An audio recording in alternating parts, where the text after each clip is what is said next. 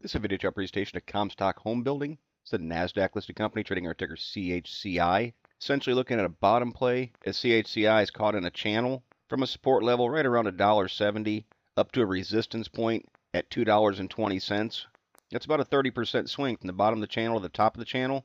And with the stock inching up a little bit on Thursday off of that support up to $1.78, I want to keep this chart on watch to see if it's going to come off that support level and potentially go up and challenge the upper end resistance again. It's a pretty nice look to the MACD. It's trending upward, but having a hard time breaking through and holding above zero, which is a key sign to show a truly bullish trend. So with the MACD pinned right at that point, we'll once again watch it, see if it can move through zero, and this time try and come through and make a higher high, as all part of the idea of trying to rise off the base and break through the resistance point.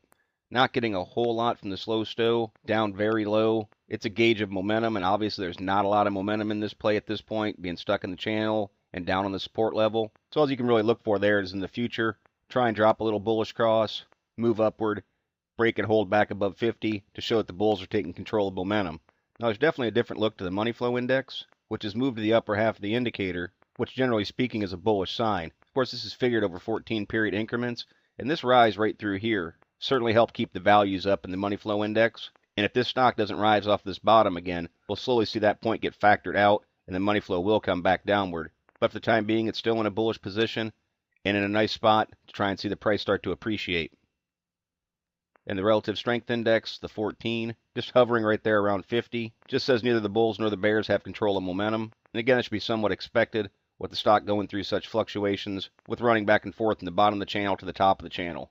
Again, we'll look for the break and hold above 50 to show that the momentum is being held on the bullish side of things. So overall, it's a pretty neutral look at momentum and trend right now. I'd like to identify this very bottom support right down there around $1.60. But what I'll also be watching is this upper support. That's right around $1.70, $1.72.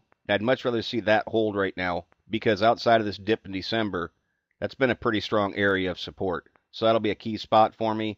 If it breaks through that, especially on an increase in volume, it may break right through that bottom support at $1.60. So that's something to take note of, is what's going on with volume if this support level fails. Now to the upside, I think there's a little bit of resistance that's going to come in at $2, but the main level is right there at $2.20.